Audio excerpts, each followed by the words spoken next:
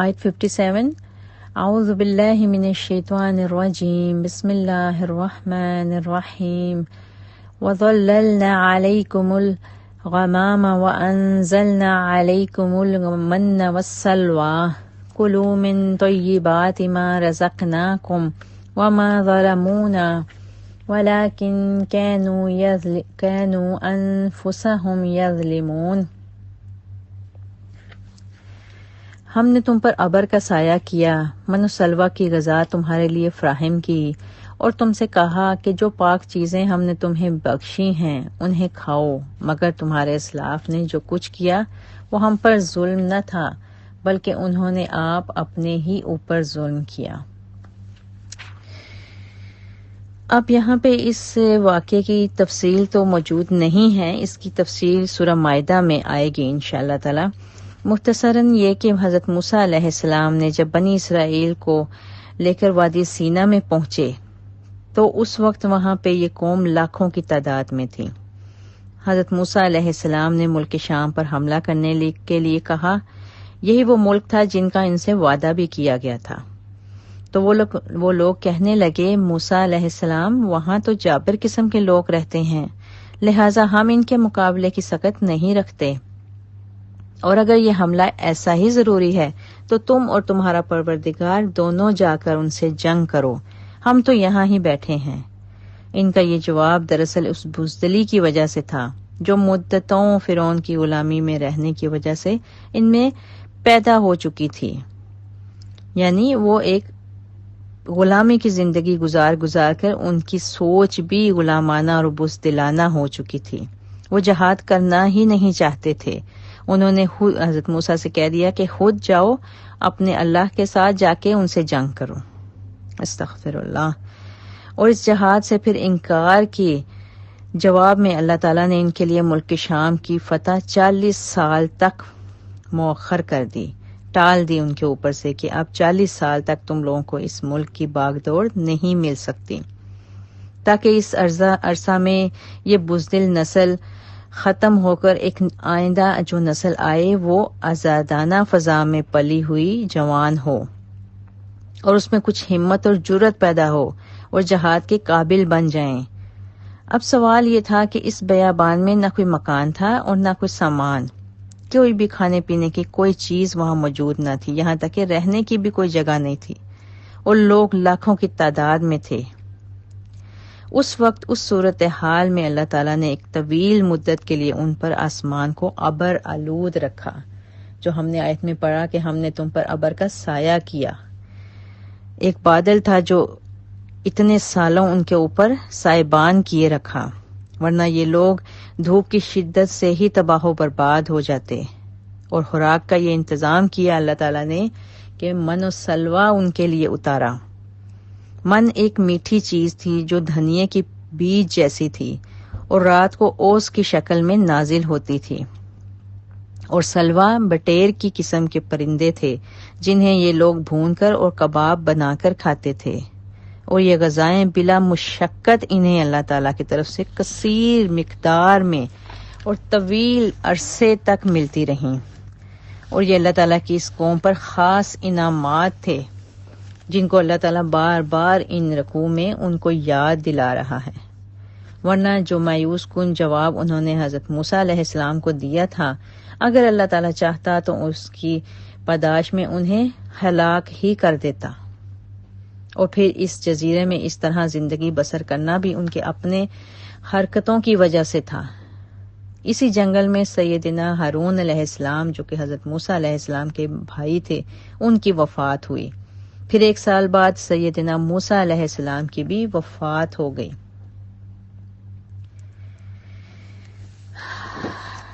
استغفر اللہ. اگلی آیات دیکھتے ہیں، آیت 54 اور 55، 57 اور 58. وَإِذْ قُلْنَا ادْخُلُوا هَٰذِهِ الْقَرْيَةَ فَكُلُوا مِنْهَا حَيْثُ شِئْتُمْ رَغَدًا وَادْخُلُوا الْبَابَ سُجَّدًا وَقُولُوا حِطَّةٌ نَغْفِرْ لَكُمْ خَطَايَاكُمْ وَسَنَزِيدُ الْمُحْسِنِينَ. فبدل الذين ظلموا قولا غير الذي قيل لهم فأنزلنا على الذين ظلموا رجزا من السماء بما كانوا يفسقون۔ پھر یاد کرو جب ہم نے کہا تھا کہ یہ بستی جو تمہارے سامنے ہے اس میں داخل ہو جاؤ، اس کی پیداوار جس طرح چاہو مزے سے کھاؤ، مگر بستی کے دروازے میں سجدہ ریز ہوتے ہوئے داخل ہونا اور کہتے جانا خطتن خطتن، ہم تمہارے خطاؤں سے درگزر کریں گے اور نیکوکاروں کو مزید فضل و کرم سے نوازیں گے۔ مگر جو بات کہی گئی تھی ظالموں نے اسے بدل کر کچھ اور کر دیا۔ آخر کار ہم نے ظلم کرنے والوں پر آسمان سے عذاب نازل کیا، یہ سزا تھی ان نافرمانیوں کی جو وہ کر رہے تھے۔ استغفر اللہ۔ اب یہاں پہ جب ایک طویل عرصہ گزر گیا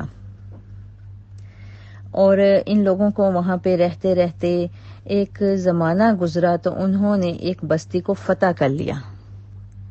اور اللہ تعالیٰ نے انہیں ہدایت بھی دی کہ اس شہر میں ان کو اللہ کے حضور سجدہ ریز کرتے ہوئے گزرنا ہے، کوئی تکبرانہ چال نہیں رکھنی اور اللہ تعالیٰ سے استغفار بھی کرنی ہے، یعنی بدنی اور قولی دونوں طرح کی عبادت کرنی ہے۔ اور خطت ان کا ایک معنی یہ بھی بتایا جاتا ہے کہ جن لوگوں پر تم فتح پاؤ ان سے قتل و غارت نہ شروع کر دینا بلکہ انہیں معاف کر دینا، جیسا کہ فتح مکہ کے موقع پر رسول اللہ صلی اللہ علیہ وآلہ وسلم نے کیا تھا، تاکہ ہم تمہاری خطائیں معاف کر کے تمہیں انعامات سے نوازیں۔ یعنی اللہ تعالیٰ کی طرف سے ایک خاص ہدایات تھی ان لوگوں کو کہ چونکہ اب اللہ تعالیٰ نے ایک طویل عرصے کے بعد تمہیں ایک بستی پر فتح نصیب فرمائی ہے تو تم اس کے غرور میں، اس کے تکبر میں نہ آ جانا، بلکہ اللہ تعالیٰ سے استغفار کرتے ہوئے، اللہ تعالیٰ کا شکر ادا کرتے ہوئے عاجزی کی کیفیت میں وہاں داخل ہونا اور وہاں موجود لوگوں کو کچھ مت کہنا بلکہ ان کو معاف کر دینا۔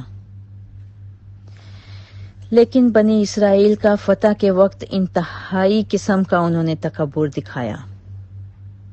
ان لوگوں نے اللہ تعالیٰ کی ہدایات کو پس پش ڈال کر اس کے بالکل الٹ کام کیا۔ بستی میں داخل ہوتے وقت سجدہ ریز ہونے کی بجائے اکڑتے ہوئے اور سرینوں کے بل گھسٹتے ہوئے داخل ہوئے اور توبہ استغفار کرنے کی بجائے اپنے دنیاوی مال و دولت کے پیچھے پڑ گئے اور ان کے سامنے اپنا مال و دولت ہی دکھاتے رہے، جیسا کہ حدیث میں سے بھی ہم نے پڑھا ہے کہ سیدنا ابو ہریرہ رضی اللہ تعالیٰ عنہ فرماتے ہیں نبی کریم صلی اللہ علیہ وآلہ وسلم نے فرمایا کہ بنی اسرائیل کو حکم دیا گیا تھا کہ شہر کے دروازے میں جھک کر داخل ہونا اور زبان سے خطتن یعنی گناہوں کی بخشش مانگنا، لیکن وہ اپنی سرینوں کے بل گھسٹتے ہوئے داخل ہوئے اور خطتن کی بجائے حبتن فی شعرہ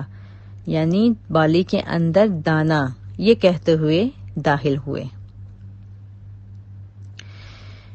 اور بنی اسرائیل میں جب شہر پر قابض ہوئے اور اس بستی میں پہنچے تو انہوں نے وہاں پہ جا کر مزید بدکاریاں شروع کر دیں،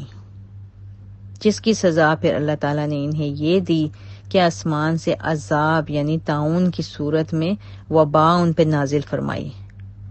جس کے نتیجے میں ایک روایت سے ہمیں پتہ چلتا ہے کہ وہاں پہ پھر 70,000 یہودی وفات پا گئے۔ استغفر اللہ۔ اللہ تعالیٰ سے دعا ہے کہ اللہ تعالیٰ ہم سب کو ہر قسم کی وبا، ہر قسم کی بیماری اور اپنی ہر قسم کی نافرمانی سے بچائے، آمین یا رب العالمین۔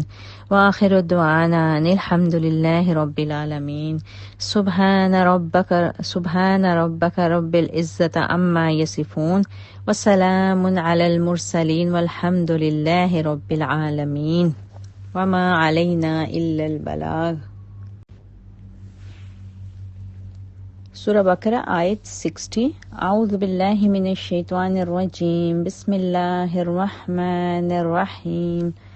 وَإِذِ اسْتَسْقَىٰ مُوسَىٰ لِقَوْمِهِ فَقُلْنَا اضْرِبْ بِعَصَاكَ الْحَجَرَ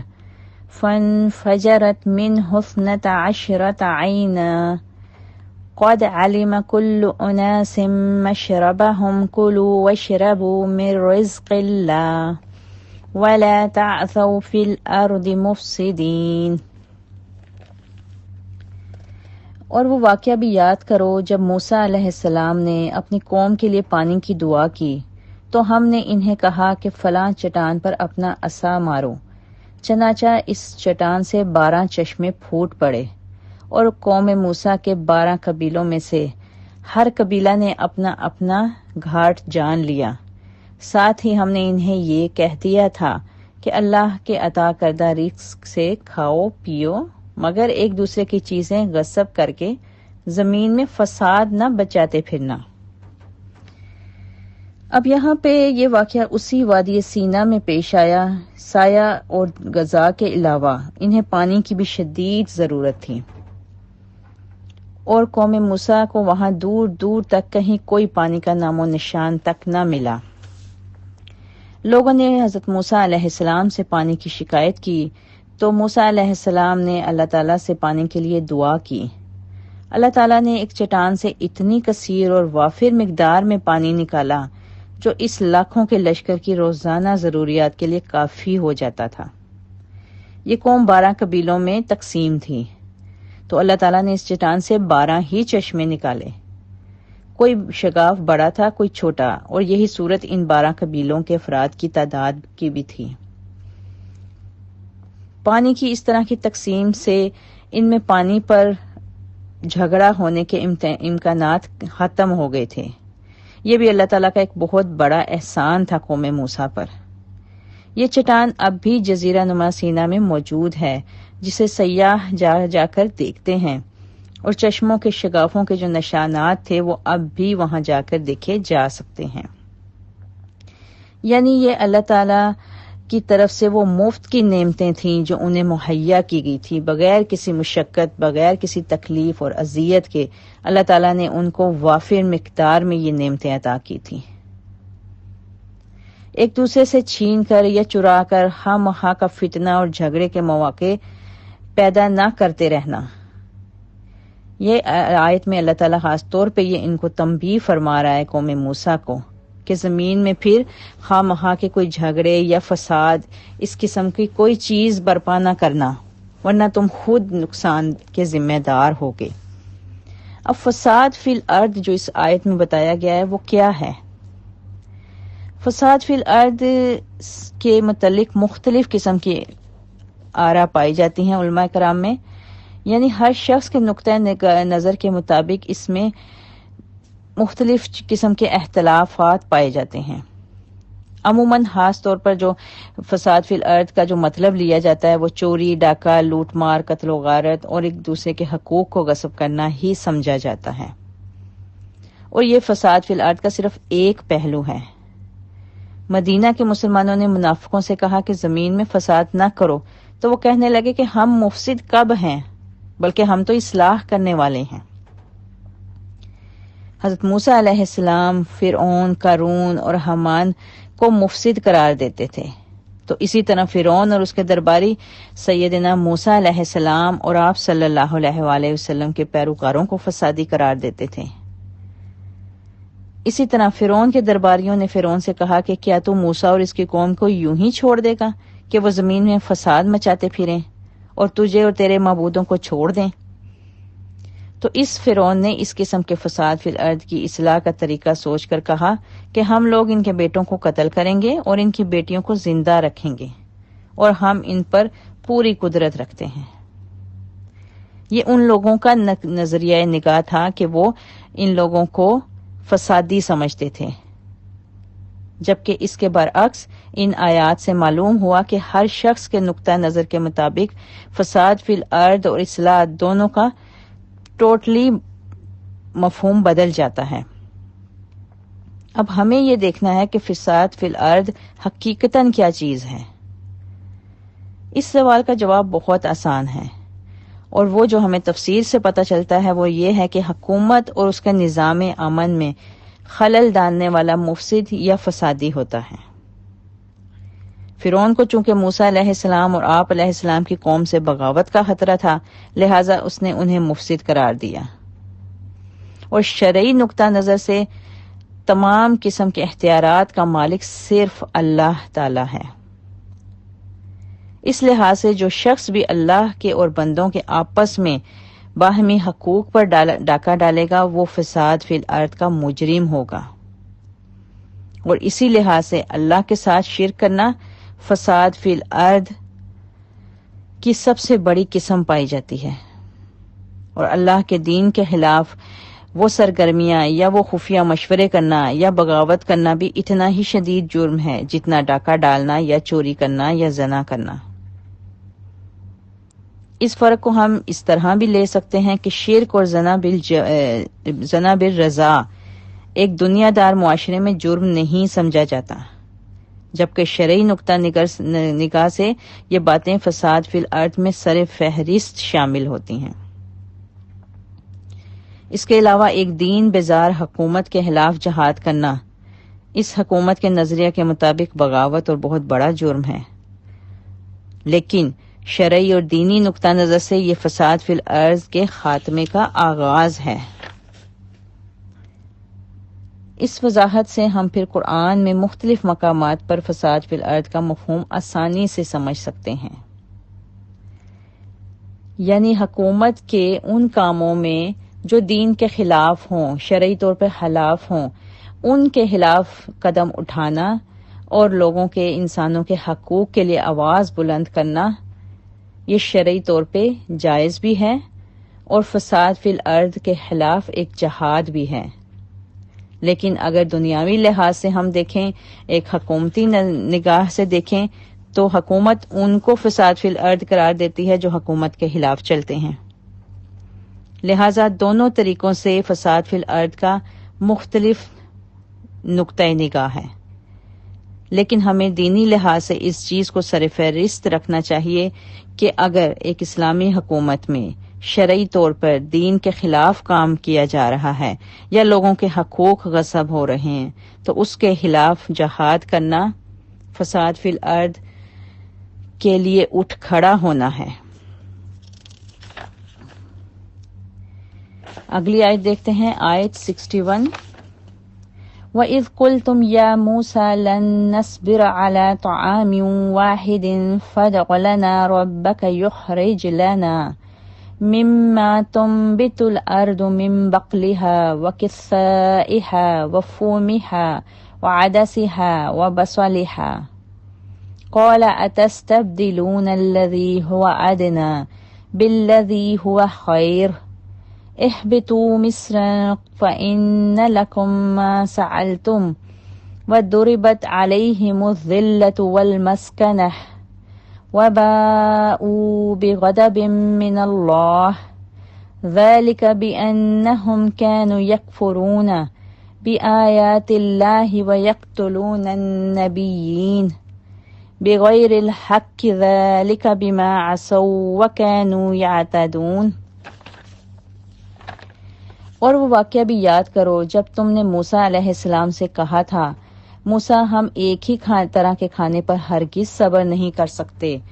لہٰذا ہمارے لیے اپنے رب سے ان چیزوں کے لیے دعا کرو جو زمین سے پیدا ہوتی ہیں، جیسے ساگ، ترکاری، گیہوں، مسور اور پیاز وغیرہ۔ موسیٰ علیہ السلام نے انہیں کہا، کیا تم بہتر چیز کے بدلے گھٹیا چیز تبدیل کرنا چاہتے ہو؟ یہی بات ہے تو کسی شہر کی طرف نکل چلو، جو تم چاہتے ہو وہاں تمہیں مل جائے گا۔ اور انجام کار ان پر ذلت اور بدحالی مسلط کر دی گئی اور وہ اللہ کے غضب میں آ گئے، جس کی وجہ یہ تھی کہ وہ اللہ تعالیٰ کی آیات کا انکار کرتے تھے اور انبیاء کو ناحق قتل کرنے لگے تھے، اور ان باتوں کا سبب یہ تھا کہ وہ اللہ کی نافرمانی کرتے اور حدود شریعت سے آگے نکل جاتے تھے۔ انسان کسی حال میں بھی شکر گزاری نہیں کرتا۔ یہ واقعہ بھی اسی وادی سینا کا ہے جہاں ایک طویل مدت کے لیے بنی اسرائیل کو محصور کیا گیا تھا۔ انہیں من و سلوہ جیسی نعمتیں بلا مشقت مل رہی تھیں، مگر وہ ان چیزوں کو کھاتے کھاتے اکتا گئے تھے اور زمینی پیداوار کا مطالبہ کیا، تو تو حضرت موسیٰ علیہ السلام نے انہیں سمجھایا کہ جو چیز تمہیں یہاں سے بلا مشقت مل رہی ہے وہ اس سے بدرجہ بہتر ہے جو تم مانگ رہے ہو، اور وہ تمہیں مشقت کے بعد ہی حاصل ہوگی۔ لیکن جب ان لوگوں نے اپنے مطالبے پر اصرار کیا تو موسیٰ علیہ السلام نے بالآخر ان کا مطالبہ تسلیم کرتے ہوئے کہا کہ اگر یہی چاہتے ہو تو فلاں شہر میں چلے جاؤ، وہاں تمہیں یہ چیزیں میسر آ جائیں گی۔ حضرت موسیٰ علیہ السلام کا صرف یہی مطلب نہ تھا کہ من و سلوہ تمہیں بلا مشقت مل رہا ہے، وہ با مشقت گندم اور ساگ وغیرہ سے بہتر ہے، بلکہ وہ یہ چیز ان کو سمجھانا چاہتے تھے کہ جنگل کی آزادانہ فضا تم سے بزدلی دور کرنے، شجاعت پیدا کرنے اور جہاد کے لیے ایکٹیو ہونے اور فارغ رہ کر اللہ تعالیٰ کی عبادت کرنے کے لحاظ سے شہر کی زندگی اور آرام پرستانہ زندگی سے بہت بہتر ہے، اور تم اپنے لیے ایک بہتر چیز کی بجائے ایک عام اور گھٹیا چیز کا مطالبہ کر رہے ہو۔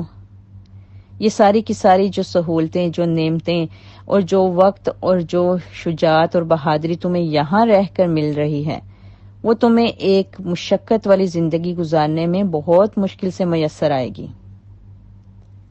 لیکن ذلت اور بدحالی کے علاوہ اللہ کا غضب اس قوم پہ یہ ہوا کہ ان کی ٹریننگ اور تربیت کی مدت کو پھیلا کر 40 سال تک بڑھا دیا گیا، کیونکہ وہ لوگ خود اپنی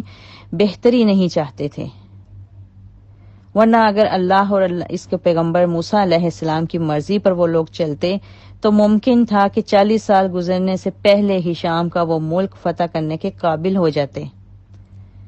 مگر ان لوگوں کی عادت ہی یہ ہو گئی تھی کہ جو بات اپنی مرضی کے خلاف دیکھتے تو فوراً نافرمانیوں پر اتر آتے، حتیٰ کہ انہوں نے بعض پیغمبروں، بعض انبیاء تک کو قتل کرتے رہے۔ اور اللہ کے غضب، ذلت اور اللہ کی مسکنت کی دوسری صورت یہ بھی ہوئی اس قوم پر کہ یہودی قوم کئی بار دوسری قوموں سے پٹ چکے،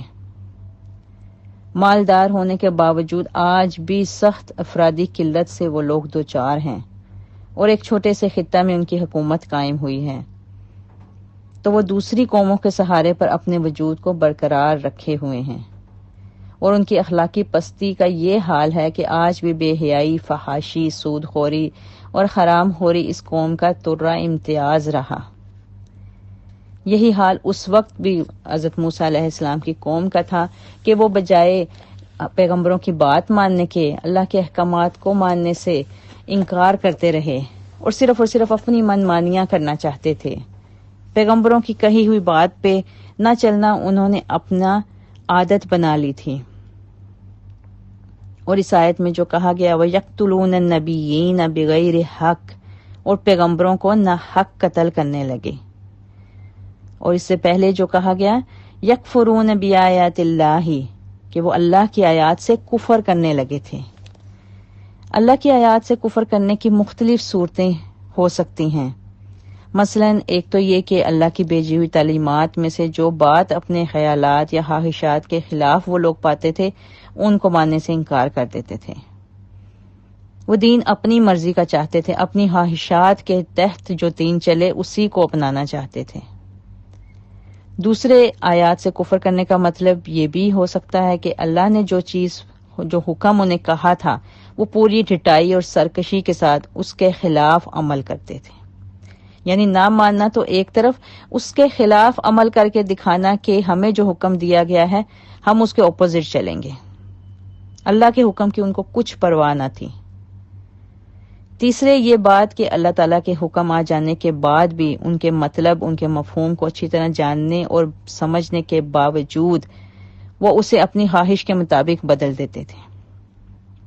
ان احکامات کو ہی چینج کر دیتے تھے کہ اس کا مطلب، اللہ کی آیات کا مطلب وہ اپنی مرضی سے لے لیتے تھے۔ اللہ تعالیٰ سے دعا ہے کہ اللہ تعالیٰ ہمیں صحیح معنوں میں اپنے دین پر عمل کرنے والا بنائے، آمین یا رب العالمین۔ وما علینا الا البلاغ۔